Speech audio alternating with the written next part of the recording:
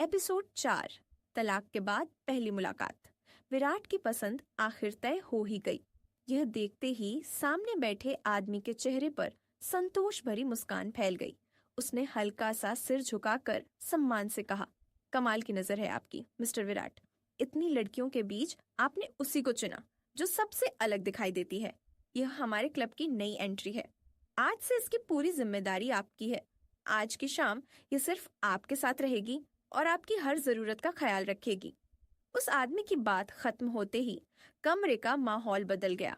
वहां मौजूद हर नजर अब माया पर टिक चुकी थी। कुछ ही क्षणों में वह बाकी सभी लड़कियों से अलग पहचान बना चुकी थी। विराट की निगाहें पहली बार पूरे ठहराव के साथ माया पर ठहरी थीं। उसने उसे सिर से पांव तक गौर से देखा, मानो पहली बार सच में उसे देख रहा हो। उनकी शादी को पूरा 1 साल बीत चुका था, लेकिन इस पूरे 1 साल में उनके बीच सिर्फ नाम का रिश्ता था। शादी वाले दिन के बाद विराट ने न कभी माया को अपने घर में रहने दिया और न ही उसे अपनी जिंदगी का हिस्सा बनने दिया। उसने हमेशा माया को खुद से इतना दूर रखा कि आमने सामने आने का मौका भी शायद ही कभी मिला हो। माया भी शादी के बाद लगातार अपने पिता के घर ही रही। उसने आज तक विराट के घर की दहलीज तक नहीं लांघी थी। उनकी शादी का सच सिर्फ दोनों परिवारों तक सीमित था।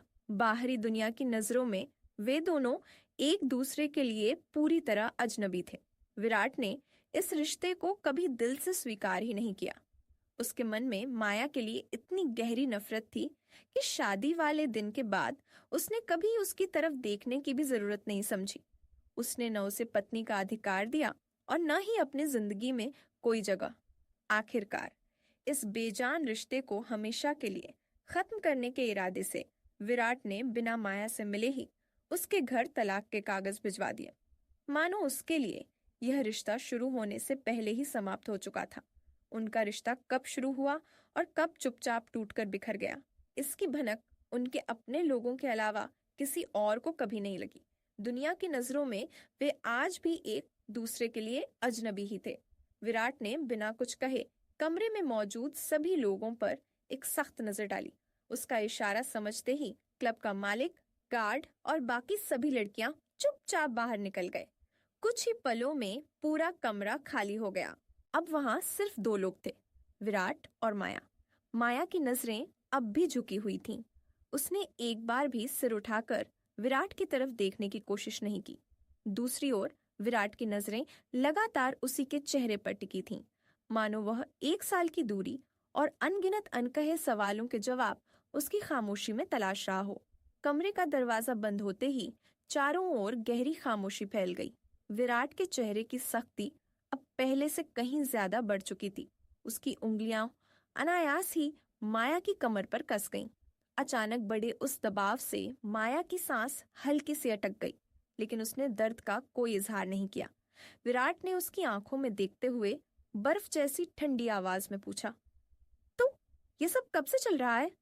उसके हर शब्द में आरोप, तिरस्कार और गुस्सा साफ झलक रहा था। वे शब्द माया के कानों से ज्यादा उसके दिल को घायल कर रहे थे। सच यह था कि उनकी शादी दोनों की इच्छा के विरुद्ध हुई थी, लेकिन जहां विराट ने इस रिश्ते को कभी स्वीकार नहीं किया, वहीं माया ने इसे पूरे दिल से अपनाने की कोशिश की थी। पहली बार जब उसने विराट को देखा था, उसी पल उसका दिल अनजाने में उसी के नाम हो गया था। उसने हमेशा यही उम्मीद की कि एक दिन उसका सच्चा प्यार और धैर्य विराट के दिल की बर्फ जरूर पिघला देंगे। उसने हर संभव कोशिश की कि यह रिश्ता बच जाए, लेकिन बदले में उसे सिर्फ बेरुखी, तिरस्कार और नफरत ही मिली। समय बीतता गया, मगर उसके हिस्से में प्यार नहीं, केवल दर्द और उपेक्षा आई।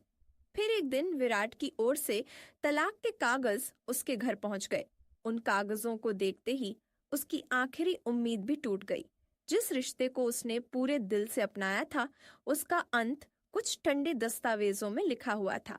वह देर तक उन कागजों को देखती रही, जैसे उसे अब भी यकीन न हो कि उसकी शादी इतनी आसानी से खत्म हो गई।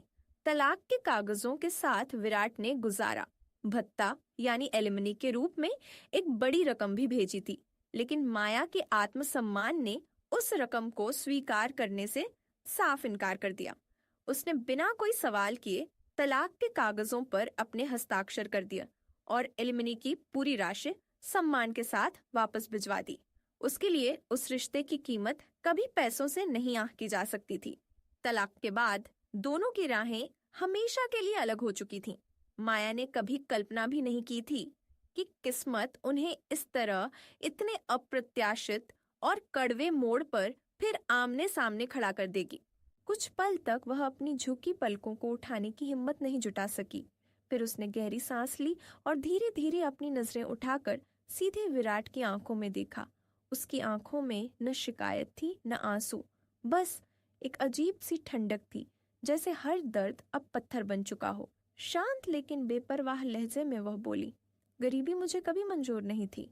जिंदगी से मेरी कुछ ख्वाहिशें हैं, कुछ सपने हैं, और सपनों की कीमत सिर्फ जज्बातों से नहीं चुकाई जाती, पैसों से भी चुकानी पड़ती है।